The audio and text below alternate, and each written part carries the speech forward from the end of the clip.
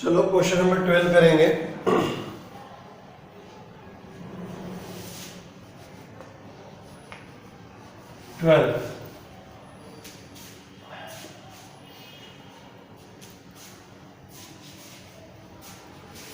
Find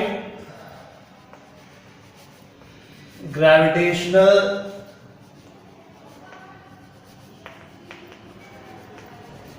potential energy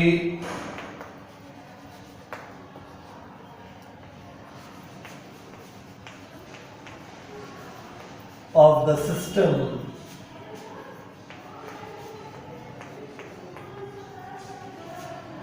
of masses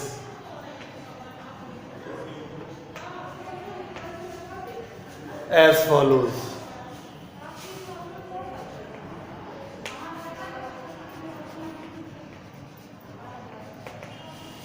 ठीक है, M1 हो गया, M2 हो गया, M3 हो गया, वैल्यू दे देते हैं। इजी कर देते हैं, 1 ग्राम या 1 किलोग्राम ले लो। 1 किलोग्राम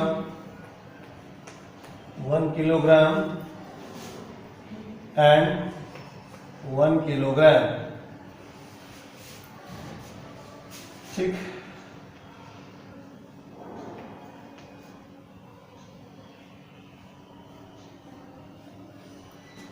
और इनके ये इक्विलर ट्रायंगल के वर्टेक्स पे लोकेटेड हैं।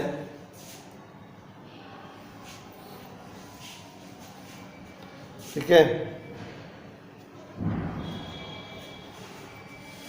जो डिस्टेंस है वो 1 मीटर है इन तीनों के बीच। ये सवाल है आपका। We have 3 point masses M1, M2 and M3 located at the 3 vertices of the equilateral triangle of side 1 meter, and we have to find the gravitational potential energy of the system. ठीक है, तो gravitational potential energy का जो formula होता है, solution पे आते हैं हम लोग।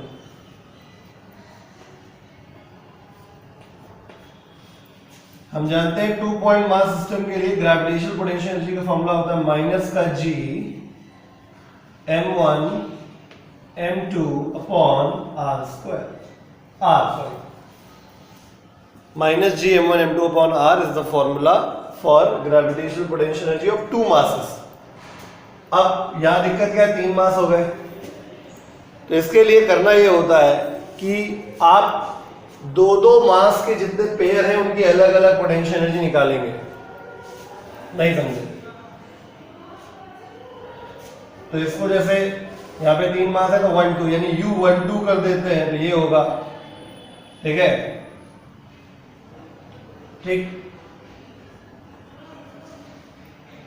U23 देखा जाए G M2 M3 upon R सबके लिए सेम है इसलिए सेम लिख रहा हूं, नहीं तो चलो ये भी लिख देते हैं 1 और 2 के बीच का डिस्टेंस, ये 2 और 3 के बीच का डिस्टेंस, और ऐसे ही U31 minus G M3 M1 upon R31। तो इक्वेशन नंबर 1, इक्वेशन नंबर 2 और इक्वेशन नंबर 3 हो गया। समझ गए? तो आपको तीनों पेयर की एनर्जी मिल गई। ये हुआ पहला स्टेप। दूसरा स्टेप क्या होता है? ठीक है, अगला स्टेप ये होता है कि जो पूरे सिस्टम की एनर्जी होगी वो इन सारे छोटे छोटे सिस्टम्स के सम की एनर्जी के सम के बराबर होगा। यानी कहने का मतलब ये हुआ हमारा कि अगर पूरे सिस्टम की एनर्जी निकालनी है, potential of the system is equal to, इसमें सिस्टम में कौन कौन पार्ट है, 1 2 पार्ट है, 2 3 पार्ट है और 3 1 पार्ट है। ठीक है, तो अब क्या कर देना है, बस ये जो वैल्यू आपने निकाली वो यहां रख देनी है।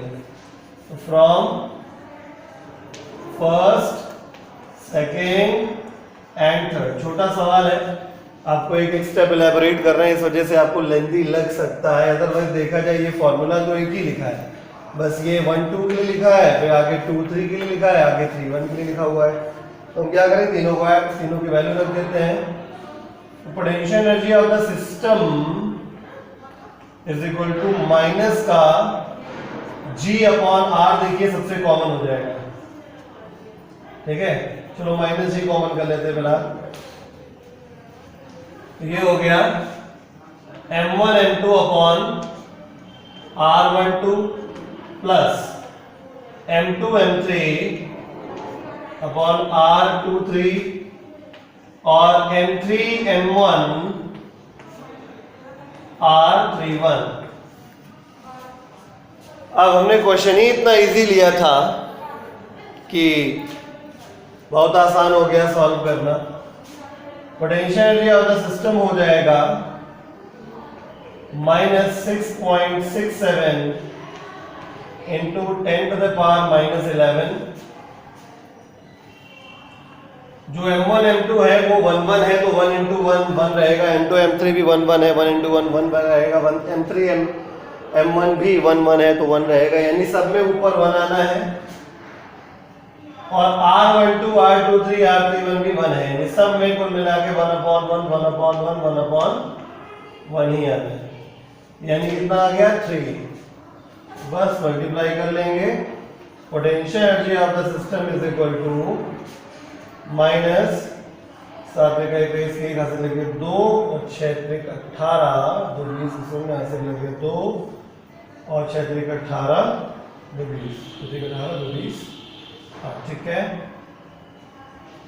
तो 20.01 इंटू 10⁻⁻11 डेसिमल इधर उधर सरकाना हो तो इधर उधर सरका लीजिए, वो आपकी इच्छा पे है। लिख देते हैं ये भी, अगर मान लेते हैं ये इसको माइनस का 2.001 लिखें तो ये 10⁻⁻10 जूल हो जाएगा, ठीक है। स्क्रीनशॉट ले लीजिए इसका।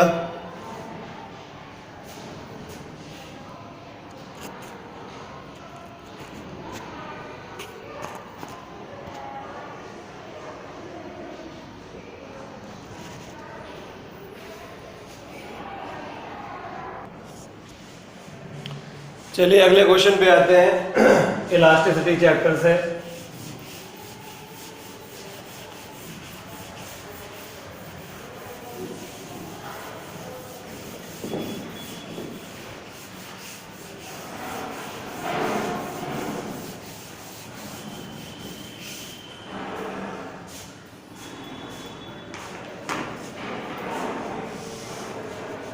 क्वेश्चन 13 है, prove that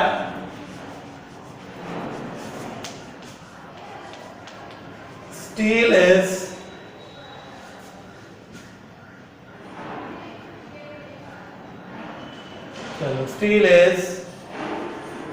more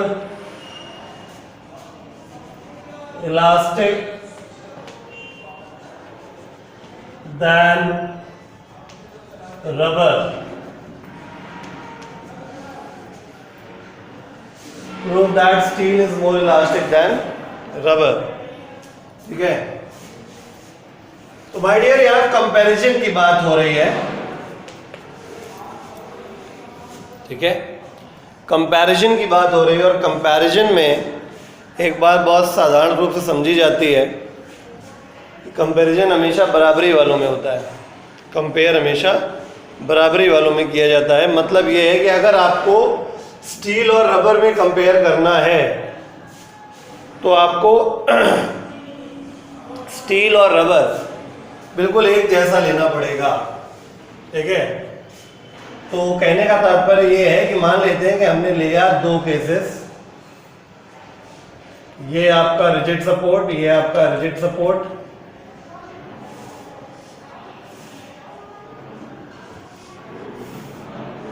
हमने दोनों स्टील और रबर की जो रॉड्स ले ली वो बराबर लेंथ की ले ली, तो लेंथ ऑफ, इसको स्टील कह देते हैं, इसको रबर कह देते हैं, ठीक है। तो length of steel rod initial बराबर है लेंथ ऑफ रबर रॉड के। एरिया ऑफ क्रॉस सेक्शन चाहे स्टील रॉड का कहा जाए चाहे रबर का कहा जाए वो भी सेम है, बराबर लिया। और दोनों पे हमने जो फोर्स एक्सर्ट किया है इसको खींचने के लिए वो भी हमने बराबर ले लिया।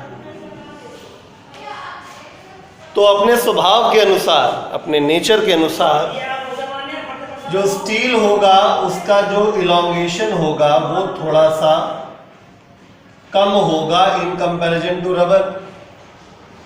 यानी अगर देखा जाए तो स्मॉल एल की वैल्यू जो स्टील के लिए होगी ये वाली, वो इतनी ही है।